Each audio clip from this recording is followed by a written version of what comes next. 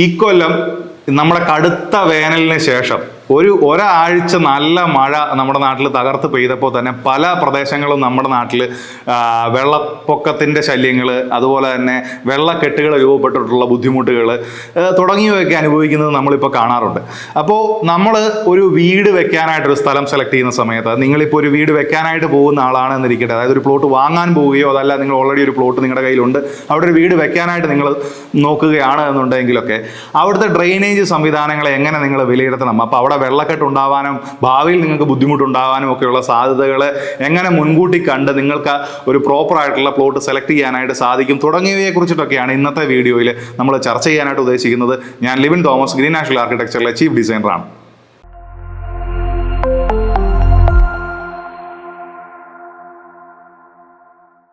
ഇതിൽ ഒന്നാമതായിട്ട് നമ്മൾ ശ്രദ്ധിക്കേണ്ട ഒരു കാര്യം എന്ന് പറയുന്നത് നമ്മുടെ പ്ലോട്ടിൻ്റെ മുൻപിൽ കൂടെ പോകുന്ന റോഡിൻ്റെ ലെവലാണ്. അതായത് നമ്മുടെ മുൻവശത്തുള്ള നമ്മുടെ സ്ട്രീറ്റിൻ്റെ ലെവലിനെക്കാട്ടിലും എത്ര ഉയരത്തിലാണ് നമ്മുടെ പ്ലോട്ട് നിൽക്കുന്നത് എന്നുള്ളത് നമ്മൾ വിലയിരുത്തണം. അതായത് നമ്മുടെ സ്ട്രീറ്റിനേക്കാളും താഴ്ന്നു നിൽക്കുന്ന ഒരു പ്ലോട്ടാണ് നമ്മൾ സെലക്ട് ചെയ്യുന്നതെന്നുണ്ടെങ്കിൽ ഈ നമ്മുടെ പ്ലോട്ടിൽ നിന്നും വെള്ളം എക്സിറ്റ് ആവാനായിട്ടുള്ളൊരു സാധ്യത വളരെ ചുരുക്കമായിരിക്കും. അപ്പം നമുക്ക് നമ്മുടെ സ്ട്രീറ്റിലേക്ക് അല്ലെങ്കിൽ നമ്മുടെ ഡ്രെയിനേജ് സംവിധാനങ്ങളിലേക്കൊക്കെ നമ്മുടെ പ്ലോട്ടിൽ നിന്നുള്ള വെള്ളം എക്സിറ്റ് ചെയ്യണം ുണ്ടെങ്കിൽ തീർച്ചയായിട്ടും ഈ റോഡിന്റെ ലെവലിനേക്കാൾ ഉയർന്നു നിൽക്കുന്ന രീതിയിലായിരിക്കണം നമ്മുടെ പ്ലോട്ട് ഉള്ളത്. അപ്പം നമ്മൾ സെലക്ട് ചെയ്യുന്ന പ്ലോട്ട് ഇനി അഥവാ താഴ്ന്നു നിൽക്കുന്നതാണ് എന്നുണ്ടെങ്കിൽ അത് ഉയർത്തുന്നതിന് വേണ്ടി വരുന്ന ഒരു ചെലവിനെ നമ്മൾ പരിഗണിക്കണം. കാരണം ചിലപ്പോൾ ഒരു പക്ഷേ നമുക്ക് ഭാരിച്ച കോസ്റ്റ് പിന്നീട് കൊണ്ടുവന്നേക്കാം.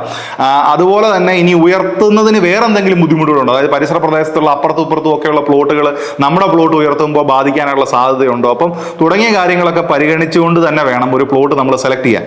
അതുപോലെ തന്നെ നമ്മൾ ശ്രദ്ധിക്കേണ്ട ഒരു കാര്യമാണ് നമ്മുടെ പ്ലോട്ടിന്റെ മുൻവശത്തുള്ള റോഡിന്റെ ഒരു ലെവൽ എന്ന് പറയുന്നത്. അതായത് ഇത് വെള്ളക്കെട്ടിനൊക്കെയുള്ള സാധ്യതയുള്ള അല്ലെ വെള്ളക്കെട്ട് ഉണ്ടാവാൻ സാധ്യതയുള്ള ഒരു വഴിയാണ് നമ്മുടെ മുൻപിൽ ഉള്ളതെന്നിരിക്കട്ടെ. അപ്പോൾ ഒരു പക്ഷെ ഭാവിയിൽ ഈ റോഡ് ചിലപ്പം PWD ഒക്കെ ഉയർത്തിയേക്കാം. കാരണം ഈ വെള്ളക്കെട്ട് സ്ഥിരമായിട്ടുണ്ടാകുന്ന റോഡുകളൊക്കെ അവർ ചിലപ്പം പിന്നീട് ലിഫ്റ്റ് ചെയ്യാൻ സാധ്യതയുണ്ട്. അപ്പോൾ അങ്ങനെ ഒരു കാലത്തുണ്ടായാൽ നമ്മുടെ പ്ലോട്ട് പിന്നെയും കുഴിയിലായി പോകുമോ എന്നുള്ളതൊക്കെ നമ്മൾ പരിഗണിക്കണം. ഇനി അതുപോലെ തന്നെ നമ്മൾ ശ്രദ്ധിക്കേണ്ട ഒരു കാര്യമാണ് നമ്മുടെ പ്ലോട്ടിന് ഏറ്റവും നിയറസ്റ്റ് ആയിട്ടുള്ള ഒരു മെയിൻ റോഡ്, ഹൈവേ. ഇപ്പോൾ മേ ബി ഒരു 1/2 കിലോമീറ്റർ ആയിരിക്കും, 2 കിലോമീറ്റർ ആയിരിക്കും, 3 കിലോമീറ്റർ അപ്പുറത്തായിരിക്കാം നമ്മുടെ ഒരു മെയിൻ റോഡ് എന്ന് പറയുന്നത്. അപ്പോൾ ഈ മെയിൻ റോഡിൽ നിന്ന് നമ്മുടെ പ്ലോട്ട് വരെയുള്ള റോഡിൽ എവിടെയെങ്കിലും ഒക്കെ വെള്ളക്കെട്ടിനുള്ള സാധ്യതകളുണ്ടോ, അതായത് അവിടെ എവിടെയെങ്കിലും പാടം പോലത്തെ കാര്യങ്ങളൊക്കെ ഉണ്ട്, അപ്പോൾ അവിടെ വെള്ളപ്പൊക്കത്തെ സമയത്ത് ഈ വഴി വന്ന് വെള്ളം മൂടിപ്പോയി നമുക്ക് അങ്ങോട്ടുള്ള ആക്സസ് നഷ്ടപ്പെടാനായിട്ടുള്ള സാധ്യതകളുണ്ട് തുടങ്ങിയ കാര്യങ്ങളൊക്കെ നമ്മൾ മൊത്തത്തിൽ ആ പ്രദേശത്തെ പറ്റി ഒരു ജോഗ്രഫി പഠിക്കുന്നത് വളരെയധികം നന്നായിരിക്കും.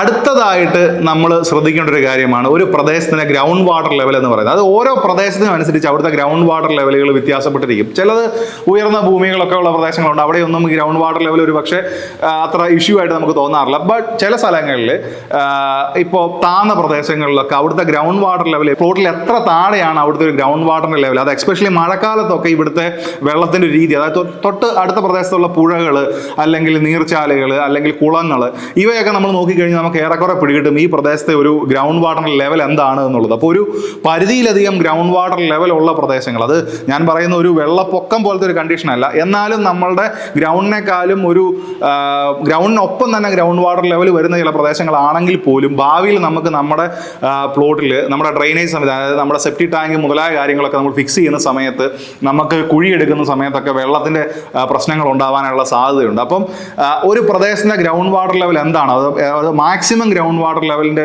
നല്ല മഴക്കാലത്തൊക്കെ വരുന്നത് എന്താണ് എന്നുള്ളത് നമ്മൾ ആ പ്രദേശത്തിനെ ഒന്ന് വിലയിരുത്തുന്നത് വളരെ നല്ലതാണ്. അത് ആ പ്രദേശത്തുള്ള ആരോടെയൊക്കെ ചോദിക്കുക, ഇവിടെ വെള്ളപ്പൊക്കത്തിന് സമയത്ത് എന്തേലും വെള്ളം വരും എന്നുള്ളതൊക്കെ അന്വേഷിച്ചിട്ട് നമ്മൾ അവിടുത്തെ ഒരു ഗ്രൗണ്ട് വാട്ടർ ലെവലിനെ പറ്റി ഏറെക്കുറെ ഒരു ഐഡിയ ഉണ്ടാക്കി വെച്ചതിന് ശേഷം മാത്രം വേണം നമ്മൾ പ്ലോട്ട് ഫൈനലൈസ് ചെയ്യാൻ. അതുപോലെ തന്നെ നമ്മൾ ശ്രദ്ധിക്കുന്ന മറ്റൊരു കാര്യം അവിടുത്തെ ഡ്രെയിനേജ് സംവിധാനങ്ങളുടെ അവൈലബിലിറ്റിയാണ്. അതായത് നമ്മുടെ നാട്ടിൽ പല റോഡുകളിലും ചിലപ്പോൾ ഒരു പക്ഷേ വെള്ളം പോകുന്ന ഓടകളൊന്നും ഉണ്ടായി എന്ന് വരത്തില്ല, ഒരു പക്ഷേ റോഡിൻ്റെ സൈഡിൽ കൂടെ തന്നെ ആയിരിക്കും വെള്ളം ഒഴുകി പോകുന്നത്. അപ്പം അങ്ങനെയാണ് എന്നുണ്ട് എങ്കിലും ഈ വെള്ളം പോകുന്ന ഒരു വഴി ഏത് എന്നുള്ളത് നമ്മൾ മനസ്സിലാക്കിയിരിക്കുന്നത് വളരെ നല്ലതാണ്. അതായത് പല സ്ഥലങ്ങളിലും കാണുന്നതാണ്, അത് നമ്മൾ റോഡിൽ കൂടെ വെള്ളം നമ്മളെല്ലാവരും റോഡിലേക്ക് ചിലപ്പോൾ നമ്മുടെ പ്ലോട്ടിൽ നിന്ന് എക്സിറ്റ് അടിക്കും, പക്ഷേ ഈ റോഡിൽ കിടക്കുന്ന വെള്ളം ഏത് വഴിയിൽ കൂടെയാണ് ആ പ്രദേശത്തിന് അടുത്തുള്ള ഒരു പുഴയിലേക്ക് അല്ലെങ്കിൽ ഒരു വാട്ടർ ബോഡിയിലേക്ക് ഒഴുകി പോകുക എന്നുള്ളതിൻ്റെ ഒരു സംവിധാനത്തിനെ നമ്മൾ വിലയിരുത്തുന്നത്. ചില പ്രദേശത്ത് അത് ഉണ്ടാവില്ല. അപ്പോൾ അങ്ങനെയുള്ള സ്ഥലങ്ങളിലൊക്കെ വെള്ളക്കെട്ട് ഉണ്ടാകാനുള്ള സാധ്യത വളരെ കൂടുതലാണ്.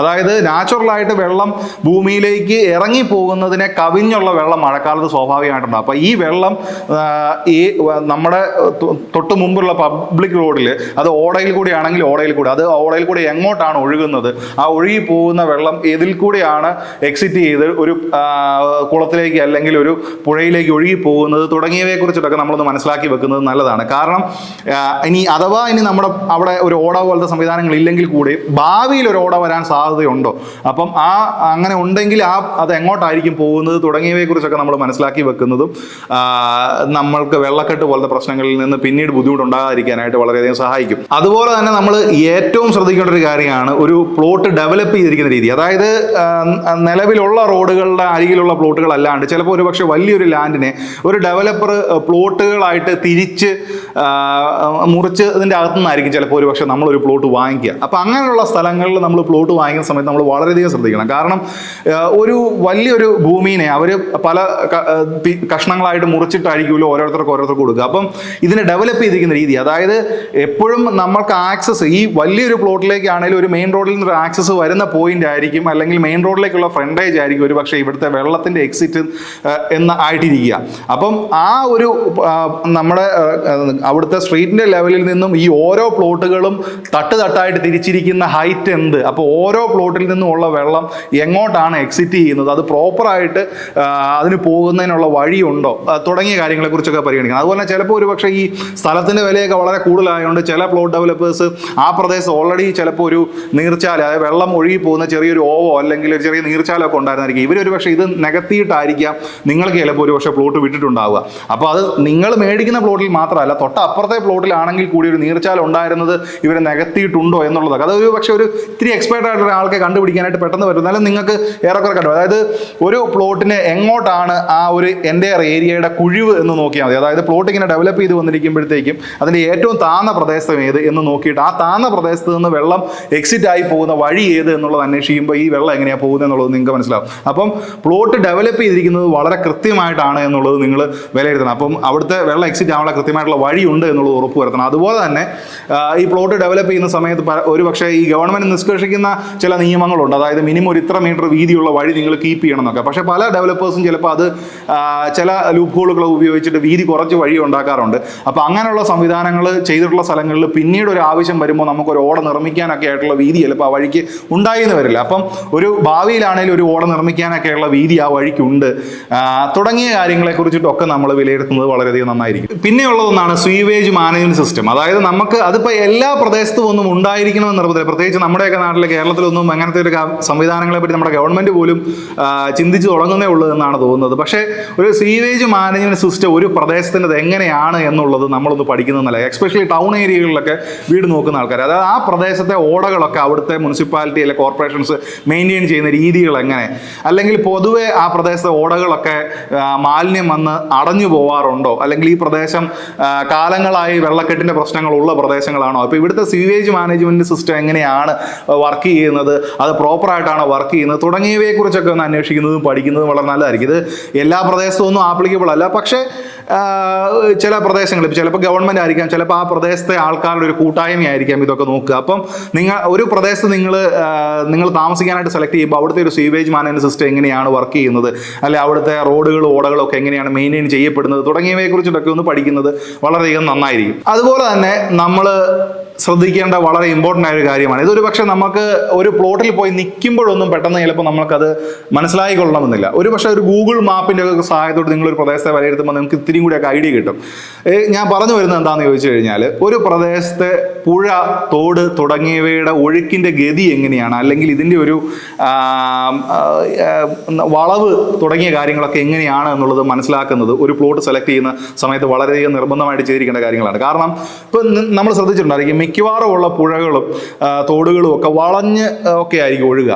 പക്ഷേ ഇതൊരു ഈ തോട് കവിയുക എന്ന് പറഞ്ഞ ഒരു പുഴ കവിഞ്ഞൊഴുകുക എന്ന് പറയുന്നൊരു സാഹചര്യം ഉണ്ടാകുമ്പോൾ പുഴ ഒരിക്കലും ഈ വളഞ്ഞ വഴിയിൽ കൂടെ പോവില്ല. കാരണം വൺസ് ഇത് നമ്മുടെ ആ ഒരു നീർച്ച ഈ പുഴയുടെ ഒരു ലെവലിൽ നിന്നും മേളിൽ വെള്ളം വന്നു കഴിയുമ്പോൾ പിന്നെ വെള്ളം സ്ട്രെയിറ്റ് ആയിട്ട് ഒഴുകാൻ തുടങ്ങും. അപ്പം നിങ്ങൾ സെലക്ട് ചെയ്യുന്ന പ്ലോട്ട് വെള്ളക്കുത്തുണ്ടാവാനായിട്ടുള്ള സാധ്യതയുള്ളതാണെന്ന് നോക്കണം. അതായത് ഒരു പുഴയിൽ കൂടെ വെള്ളം ഒഴുകി വന്നിട്ട് ഒരു ടേൺ ചെയ്ത് പോകുന്ന സ്ഥലത്ത് ഈ ഒഴുകി വരുന്ന സ്ട്രെയിറ്റ് ലൈനിന് നേരെ മുൻപിൽ വരുന്ന ഒരു പ്ലോട്ട് എന്ന് പറയുന്നത് ആക്ച്വലി ഡേഞ്ചർ ആയിട്ടുള്ള ഒരു പ്ലോട്ടാണ്. കാരണം ഒരുപക്ഷെ ഈ പുഴ കവിഞ്ഞൊഴുകുന്ന ഒരു സാഹചര്യത്തിൽ ഈ വെള്ളം വളഞ്ഞു പോവില്ല, അത് നേരെ നമ്മുടെ പ്ലോട്ടിലേക്ക് വരും. അപ്പോൾ അത് ഒരു പ്ലോട്ടിൽ മാത്രമല്ല, ചില പ്രദേശങ്ങളും അങ്ങനെയുണ്ട്. അതായത് പുഴകൾക്ക് ചില കയറുകളുള്ള സ്ഥലങ്ങളിൽ വെള്ളപ്പൊക്കം ഉണ്ടാകുന്ന സാഹചര്യത്തിൽ ഈ പുഴ ഇവിടുന്ന് ഗതി മാറി ഒഴുകിയിട്ട് ഈ പ്രദേശത്തിലേക്ക് വെള്ളം ഇരച്ചു കയറാനൊക്കെയുള്ള സാധ്യതകളുണ്ട്. അപ്പം നിങ്ങൾ പ്ലോട്ട് സെലക്ട് ചെയ്തൊരു ഏരിയനെ പറ്റിയിട്ടൊന്ന് പഠിക്കുന്നത് വളരെയധികം നല്ലതായിരിക്കും. അപ്പോൾ ആ പ്രദേശത്ത് ഒരു വെള്ളപ്പൊക്ക സാഹചര്യം ഉണ്ടാകുമ്പോൾ ഈ പുഴയുടെ ഗതി മാറി ഒഴുകിയാൽ ഈ പ്ലോട്ടിലേക്ക് വെള്ളം ഇരച്ചു കയറി വരാനുള്ള സാധ്യതകളുണ്ടോ, അങ്ങനെ തുടങ്ങി ഈ പ്രദേശത്തിൻ്റെ ഒരു ജോഗ്രഫിയെ പറ്റി ഏറെക്കുറെ ഒരു മനസ്സിലാക്കി വെക്കുന്നതും വളരെയധികം നല്ലതാണ്. അതുപോലെ തന്നെ നിങ്ങൾ സെലക്ട് ചെയ്യുന്ന വീട് വയ്ക്കാനായിട്ട് സെലക്ട് ചെയ്യുന്ന ആ ഒരു പ്രദേശത്തിൻ്റെ ജോഗ്രഫിക്കലി ഉള്ളൊരു കണ്ടീഷൻ, അതായത് ചെങ്കുത്തായ പ്രദേശത്തിൽ, അതായത് ഇപ്പം ഒരു മണ്ണിടിച്ചിൽ പോലത്തെ സാധ്യതകളുള്ള പ്രദേശത്താണോ ഈ പ്ലോട്ട് വരുന്നത്, ഇനി അതല്ല വെള്ളപ്പൊക്കം പോലത്തെ എന്തെങ്കിലുമൊക്കെ സാഹചര്യം, ഒരു പാടം അല്ലെങ്കിൽ ഒരു വലിയ റിസർവോയർ പോലത്തത് കവിഞ്ഞു കഴിഞ്ഞാൽ അല്ലെങ്കിൽ വെള്ളം പൊങ്ങിക്കഴിഞ്ഞാൽ ഇവിടെ വെള്ളം കയറാനുള്ള സാധ്യതയുണ്ടോ എന്നുള്ളത് പരിഗണിക്കുക. ഇനി അതല്ല, ചിലപ്പോൾ ഒരു പക്ഷേ താരതമ്യേന ആ പ്രദേശത്തെ ഏറ്റവും ഉയർന്ന ഒരു ഭൂമിയായിരിക്കാം നമ്മുടേത്, അപ്പം തീർച്ചയായിട്ടും വെള്ളത്തിൻ്റെ പ്രശ്നങ്ങൾ ഉണ്ടാവില്ല. അപ്പം തുടങ്ങി ഒരു പ്രദേശത്തിൻ്റെ നമ്മൾ സെലക്ട് ചെയ്യാൻ ഉദ്ദേശിക്കുന്ന പ്ലോട്ടിൻ്റെ അവിടുത്തെ ഒരു ഗ്രൗണ്ട് ലെവൽ എന്താണ്, അതായത് ജോഗ്രഫിക്കലി അവിടുത്തെ ലെവൽ എന്താണ്, അത് താഴ്ന്ന ഭൂമിയാണോ ഉയർന്ന ഭൂമിയാണോ തുടങ്ങിയവയെ കുറിച്ചിട്ടൊക്കെ ഒന്ന് വിലയിരുത്തുന്നത് വളരെയധികം നല്ലതായിരിക്കും പ്ലോട്ട് സെലക്ട് ചെയ്യുന്ന സമയത്ത്. അപ്പോൾ ഇന്ന് നമ്മൾ ഡിസ്കസ് ചെയ്ത ഇത്രയും കാര്യങ്ങൾ നമ്മൾ ഒരു പ്ലോട്ട് നിങ്ങൾ വാങ്ങുന്നതിന് മുമ്പ് അല്ലെങ്കിൽ ഒരു വീട് വെക്കാൻ തുടങ്ങുന്നതിന് മുമ്പ് നിങ്ങൾ ശ്രദ്ധിക്കേണ്ട കാര്യങ്ങളെ പറ്റിയിട്ടാണ് നമ്മളിന്ന് ചർച്ച ചെയ്തത്. ഇത് നിങ്ങൾക്ക് ഉപകാരപ്പെട്ടു എന്ന് തന്നെ വിചാരിക്കുന്നു. അപ്പോൾ ഇനി ഇതിൻ്റെ തന്നെ കൺവേഷനായിട്ട് നമുക്ക് ഒരു വീഡിയോയും കൂടെ ചെയ്യാമെന്ന് ഉദ്ദേശിക്കുന്നു. അത് ഉദ്ദേശിക്കുന്നത് നമ്മളൊരു വീട് പണിയുന്ന സമയത്ത് എന്തെല്ലാം കാര്യങ്ങൾ നമ്മൾ ഡ്രെയിനേജിനെ പറ്റി ചിന്തിക്കണം, അല്ലെങ്കിൽ എന്തെല്ലാം സംവിധാനങ്ങൾ ഒരുക്കണം എന്നുള്ളതിനെ കുറിച്ചിട്ടാണ്. അപ്പോൾ നമുക്ക് മറ്റൊരു വീഡിയോയുമായിട്ട് വീണ്ടും കാണാം. നന്ദി.